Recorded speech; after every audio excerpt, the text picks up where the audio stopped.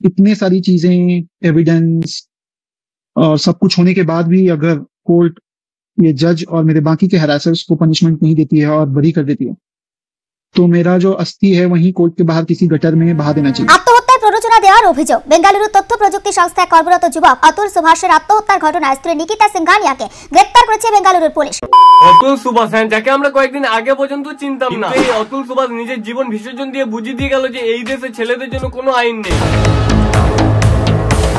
স্ত্রীর দায়ের করা বিবাহ বিচ্ছেদের মামলায় হয়রানির জেরে অবসাদে আত্মঘাতী হন বেঙ্গালুরুতে তথ্য প্রযুক্তি সংস্থায় কর্মরত যুবক অতুল সুভাষ। সবার আগে তোমাদেরকে ঘটনাটা বুঝিয়ে বলছি শোনো। অতুল সুভাষ ছিলেন বেঙ্গালুরুর বাসিন্দা। এছাড়া অতুল সুভাষ ছিলেন একজন এআই ইঞ্জিনিয়ার। আর এছাড়া অতুল সুভাষের মাসিক বেতন ছিল প্রায় 1.5 লক্ষর উপর। হঠাৎ একদিন অতুল সুভাষ একটা অ্যাপের মাধ্যমে একটা মেয়ের সাথে আলাপ হয়। মেয়ের নাম হচ্ছে নিকিতা। আর আলাপ করার কিছুদিন পরেই তারা দুজনে বিয়ে করে নেয়। আর তাদের বিয়ের কিছুদিন পর থেকে নিকিতার ফ্যামিলির লোকেরা অতুলের কাছে কিছু করে প্রায় 16 লক্ষ টাকা ধার নিয়ে যায়। তারপর হঠাৎ একদিন কয়েক মাস পর অতুলের স্ত্রী নিকিতা প্রেগনেন্ট হয়। আর তারপরে অতুলের ফ্যামিলিতে নিকিতার মা যোগদান করে। আর ব্যাস, তারপর থেকে শুরু হয়ে যায় সংসারে ফাটল ধরা।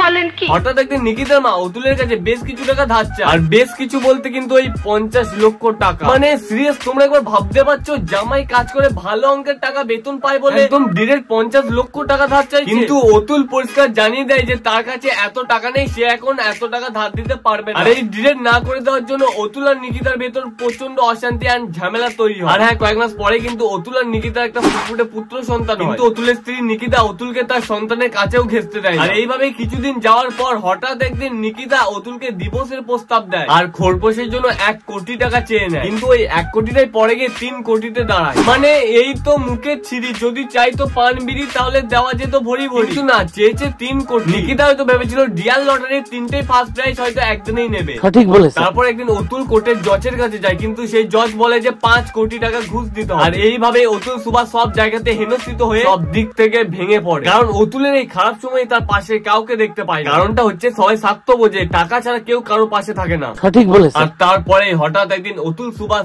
A4 পেপারে 28 পাতার একটা সুইসাইড নোট এবং 90 মিনিটের একটা ভিডিও করে এন্ড সবটা আমাদের সাথে শেয়ার করে যে তার সাথে কি কি হয়েছে। আর এইভাবে হাসি মুখে মৃত্যুবরণ করার সময় অতুল সুভাষ জাস্ট আমাদেরকে একটাই কথা বলে, জাস্টিস ইজ ডিউ।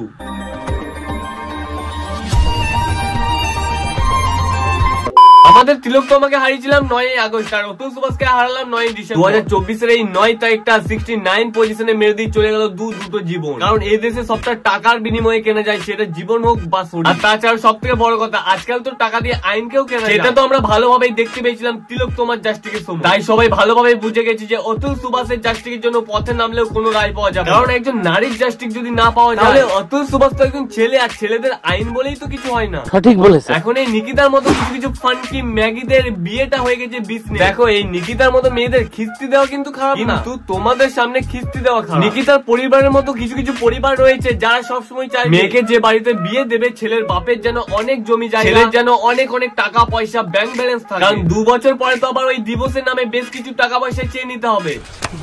এই ডিভোর্সটাই হয়ে গেছে এখন কিছু ফান্কি ম্যাগিদের ব্যবসা। তুমি যদি রেজিস্ট্রি পেপারে সই করার সময় লিখে দিতে পারো যে ডিভোর্স হয়ে গেলে কিন্তু 1 টাকাও দিতে পারবে, দেখবে 95% বিয়ে ওই কথাটা শুনেই ভেঙে যাবে। সঠিক বলেছে। এই যে আপনারা কিসিং সিনটা দেখতে পাচ্ছেন, এটা কিন্তু আর কোথাও না, এটা হচ্ছে ইন্ডিয়া আর কলকাতা মেট্রো।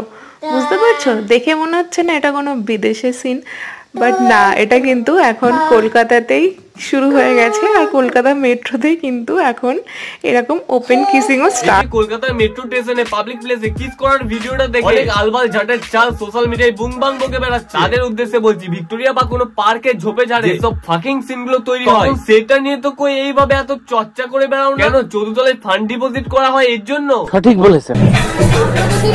तो is your husband very cool? बाद में बताएंगे, अभी तक पता नहीं है। এই হচ্ছে উন্নয়ন। ওদিকে খেটে খেটে হাজবেন্ডের গান মারা যাচ্ছে, আর এদিকে ওয়াইফ বেস্ট ফ্রেন্ড কে দিয়ে বুকের কাছে এইভাবে ড্রেস কাটাচ্ছে। এইসব ফানকি ম্যাগিদের আচ্ছা করে কাঁচা লঙ্কা বেটে জায়গা মতো লাগিয়ে রুমে লক করে ঘন্টাখানিক রেখে দিলে সব রস মরে গুড় হয়ে যাবে।